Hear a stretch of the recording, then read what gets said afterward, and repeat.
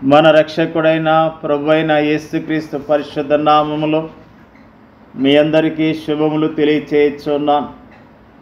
ఈరోజు బలపరిచే వాక్యము అపోస్తలుడైన పౌలు కొరింథీయులకు రాసిన 2వ పత్రిక 8వ అధ్యాయము 9వ వచనము. మీరు మన ప్రభువైన యేసుక్రీస్తు కృపను ఎరుగుదురు గదా. ఆయన ధనవంతుడై ఉండియు మీరు తన దారిద్ర్యం వలన ధనవంతులు కావాలని మీ నిమిత్తము దరిద్రుడాయను. కృప అనే పదము తనకు అత్యంత అసహ్యమైన పదమని ఒక వ్యక్తి అంటూ ఉన్నాడు. ప్రేమ అనే పదము కూడా అలాంటిదేనని, అయితే అది కృప అనే పదము కంటే కొంత మెరుగైన పదమని ఆ వ్యక్తి అంటూ ఉన్నాడు. ఇదెంత గొప్ప తప్పు! వాస్తవానికి కృప, ప్రేమ అనే ఈ రెండు పదాలు అద్భుతమైన పదాలు, అద్భుతమైన అర్థాలనిచ్చే పదాలు. కృప అనేది ప్రేమ కంటే ఎంతో ఎక్కువైనది, ప్రేమను అధిగమించేది. తనకు ఇష్టమైన దానిని, తాను యోగ్యమైనది అనుకున్న దానిని మానవుడు ప్రేమిస్తాడు. దేవుడు కూడా అలానే చేస్తాడని అనేకులు అనుకుంటారు. ఇక కృప అనే మాట విషయానికి వస్తే, వాస్తవానికి ఈ మాట యొక్క భావము అనేకులకు తెలియదు. చివరకు రక్షించబడిన విశ్వాసుల్లో కూడా అనేకులకు ఆ పదం యొక్క లోతైన భావము తెలియదు. దీని భావం తెలిసిన అతి కొద్ది మందికి కూడా దీనిని భిన్నమైన విధముగా అర్థం చేసుకుంటారు. వాస్తవానికి దేవుని కృప మానవ తలంపులకు భిన్నమైనది, మానవ ఊహకు లేదా అవగాహనకు అతీతమైనది. ఈ ప్రపంచమంతటిలో దానికి సమానమైనది కానీ, దాని పోలినది కానీ ఏదైనా ఉన్నట్టు మనకు తెలియదు. ఇంతకు కృప అంటే ఏమిటి?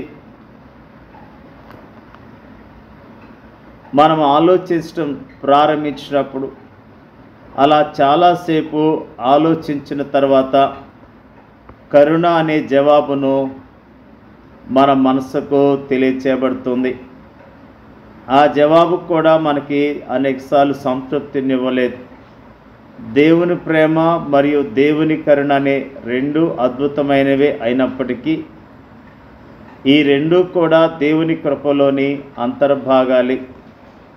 దేవుడు కరుణా సంపన్నుడై ఉండి మనము మన అపరాధముల చేత చచ్చిన వారమై ఉండినప్పుడు సైతము మన ఎడల చూపిన తన మహాప్రేమ చేత మనలను క్రీస్తు కూడా బ్రతికించెను.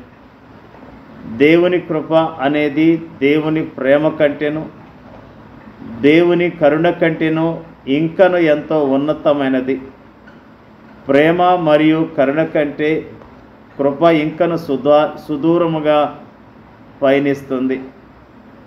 ఆ రెండు అందుకోలేనంత ఎత్తుకు వెళ్ళిపోతుంది. వాస్తవానికి కృప అనేది మానవుని ఆలోచన కానీ, మానవుని అవగాహన కానీ అందని పదము. నేరారోపణ చేయబడి న్యాయాధిపతి ముందు నిలబడి ఉన్న ఒక నేరస్తుని గురించి ఊహిద్దాం. అలాంటి వ్యక్తికి న్యాయాధిపతి కరుణ చూపించి వదిలివేయటం అనేది ఒక ఉన్నతమైన విషయం. ఇక మానవత్వం ఉట్టిపడే ఆ న్యాయాధిపతి ఆ నేరస్తుడి పట్ల కరుణ చూపించి వదిలివేయటం మాత్రమే కాక, అతన్ని ఆదరించి ఓదార్చి అతని పట్ల ప్రేమను ప్రదర్శించడం అనేది ఒక అసాధారణమైన విషయము. అయోగ్యుడు, అపాత్రుడైన ఆ నేరస్తుడి పట్ల ఆ న్యాయాధిపతి ఎంత కరుణా ప్రేమను ప్రదర్శించాడని ప్రజలు ఆశ్చర్యపడతారు. ఇక ఆ నేరస్తుడైతే ఇది కళ నిజమా అని ఆశ్చర్యపడుతూ నిశ్చేష్టుడై నిలబడతాడు.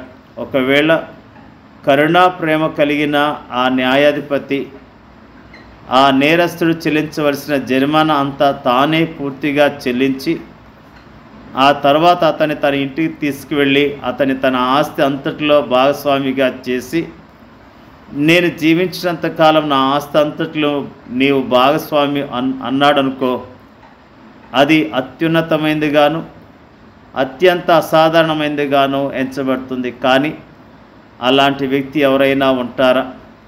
ఇక క్షమాపణకు ఏమాత్రము అర్హుడు కాని ఆ నేరస్తుడికి మరణశిక్ష విధిస్తూ ఆ మరణశిక్షను ఆ న్యాయాధిపతి భరించాడనుకో, అలాంటి వ్యక్తి ఈ ప్రపంచమంతటిలో ఎవరైనా ఉంటారంటారా?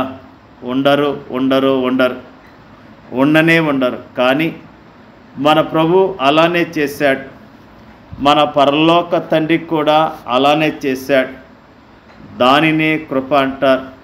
కృప దేవునికి మాత్రమే చెందింది, దేవుడు మాత్రమే ప్రదర్శింపగలిగినది. ఆ కృపను మనము ఏ విధంగా వర్ణింపగలము? యేసుక్రీస్తు ప్రభువారి యొక్క కృప ఎంత అద్భుతమైనదో మరి ఈ యొక్క వాక్యం ద్వారా మనము జ్ఞాపకం చేసుకుంటూ ఉన్నాం.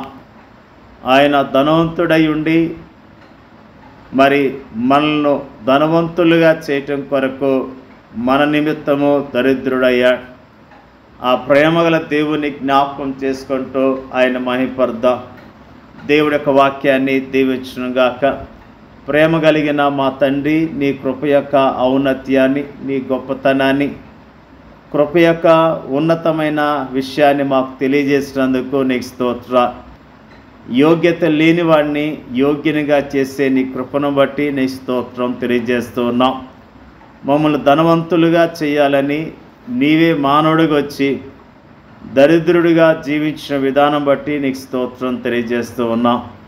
నీ కృప ద్వారా ఉచితముగా మమ్మల్ని రక్షించి బ్రతికించినందుకు నీకు స్తోత్రం తెలియజేస్తూ ఉన్నాం. వాక్యం వింటున్న ప్రతి సహోదరిని సహోదరుని వారి కుటుంబాలను పేరు పేరున దీవించి ఆశీర్వదించండి అయ్యా. ప్రార్థన చేయించున్నాం. మా దేశంలో ప్రభా నీ కృపను పొందుకొని వారు అనేకులు ఉన్నారు ప్రభా. నీ గురించిన సత్యాలను తెలుసుకొని ఎందు విశ్వాసం ఉంచి ఉచితమైన కృపను పొందుకోవటానికి సహాయం చేయమని ప్రార్థన చేయించున్నాం. నీ యొక్క కృప యొక్క విలువను అనుదినము జ్ఞాపకం చేసుకుంటూ కృతజ్ఞతాస్తుతులు చెల్లిస్తూ యోగ్యముగా నీ కొరకు ఈ లోకంలో బ్రతకటానికి సహాయం చేయమని ప్రార్థన చేయించున్నాం. వాక్యం వింటున్న ప్రతి సహోదరిని సహోదరులను దీవించి ఆశీర్వదించండి అయ్యా. నీకు వందనాలు. నీ కృప యొక్క ఔన్నత్యాన్ని ఎరిగే విధంగా జీవించడానికి కృప దయచేయమని ప్రార్థన చేయించున్నాం. మా దేశాన్ని, మా దేశ ప్రజలను రక్షించి కాపాడమని ప్రార్థన చేయించున్నాం. నీ పరిచర్య చేస్తున్న, నీ సన్నిధిలో ప్రార్థన చేస్తున్న ప్రతి ఒక్కరికి మా దేశంలో క్షేమాన్ని కలగచేయమని నజరేయుడైన యేసుక్రీస్తు పరిశుద్ధ నామములో అడుగుచున్నాం తండ్రి. ఆమేన్.